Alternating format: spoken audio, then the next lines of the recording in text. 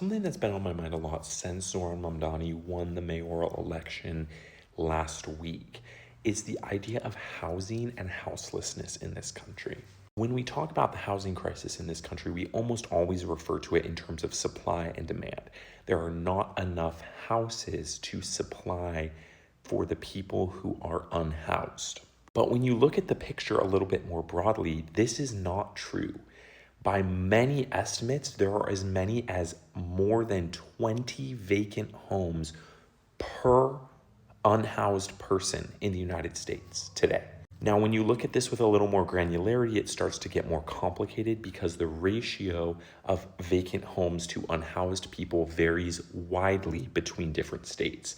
So states that have the most unhoused people, like California and New York, tend to have their ratio be a lot lower, while states like Mississippi, Missouri in the South have way more vacant homes than homeless people, or than people who are experiencing homelessness, rather. And so when it comes to this question of housing and distribution, yes, we need to be focusing on building more housing in areas that have housing shortages, but we should also consider the fact that there is a better way to redistribute the housing that already exists in this country.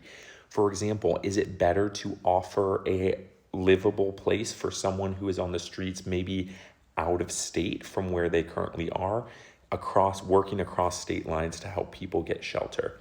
I don't know, could be a thought. The bottom line is we need way more attention paid to vacant properties. We need taxes on them. We need vacancy taxes, things like that, so that people are not buying up. And when I say people, what I actually mean is private equity firms.